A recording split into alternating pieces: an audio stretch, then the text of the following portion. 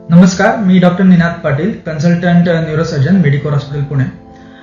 आज world brain tumour day च्या निमित्ताने आपण काही माहिती जाणून घेऊया ब्रेन ट्यूमर याच्या संदर्भात। तर ब्रेन ट्यूमर हे प्रामुख्याने दोन प्रकारचे असतात। पहिला म्हणजे प्रायमरी ब्रेन ट्यूमर, दुसरा म्हणजे सेकंडरी ब्रेन ट्यूमर। तर प्रायमरी ब्रेन ट्यूमर म्हणजे जे प्रामुख्याने त्यांचा उगम जो असतो तो ब्रेन मधूनच असतो।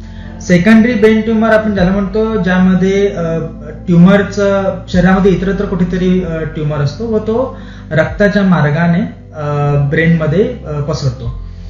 तर असे दोन प्रकारचे ट्यूमर्स आपल्याला प्रामुख्याने ब्रेनमध्ये आढळून येतात। तर दर वर्षाला आपण बघितलं तर साधारणतः भारतामध्ये 1 ते 1.5 लाख लोकांमध्ये ब्रेन ट्यूमर झालेला आपल्याला आढळून येतो।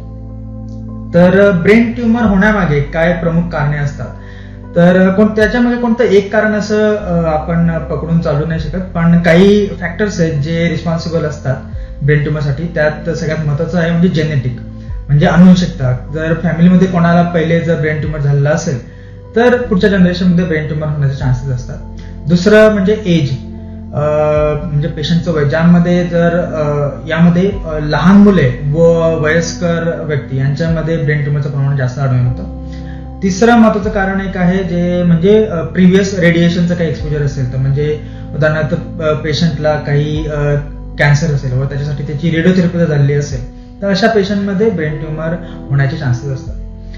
तर ब्रेन ट्यूमर झाल्यावर आपल्याला ट्रीटमेंट काय करता येते, तर आपल्याकडे 2-3 ऑप्शन असतात। त्यामध्ये प्रामुख्याने किंवा सगळ्यात कॉमन जो आपण ट्रीटमेंटचा पर्याय निवडतो तो असतो सर्जरी करून ब्रेन ट्यूमर पूर्ण काढून टाकणे, हा सगळ्यात पहिला पर्याय। व काही पेशंटमध्ये जर ट्यूमरचा टाईप आणि ग्रेड ह्याच्यावर पेशंटला पुढे किमोथेरपी किंवा रेडिओथेरपी देखील लागू शकते। ब्रेन ट्यूमर एकदा ट्रीटमेंट झाल्यानंतर पेशंटचं पुढचं आयुष्य, ज्याला आपण प्रोग्नोसिस म्हणतो, की प्रोग्नोसिस कसं राहतं, तर याच्यासाठी 3-4 फॅक्टर महत्त्वाचे असतात। त्यात सगळ्यात महत्त्वाचा आहे तो म्हणजे ब्रेन ट्यूमरचा टाईप आणि त्याची ग्रेड। जर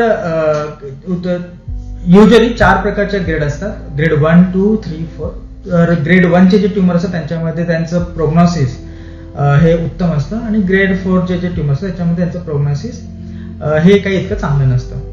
तसंच 2-3 बाकीचे फॅक्टर्स आहेत जे प्रोग्नोसिस, ज्याच्यावर प्रोग्नोसिस डिपेंड करतं। ते आहे एज ऑफ द पेशंटचं वय आणि एक्सटेंट ऑफ रिसेक्शन, तसंच ट्यूमरचं लोकेशन, की कोणत्या लोकेशनमध्ये ट्यूमर आहे।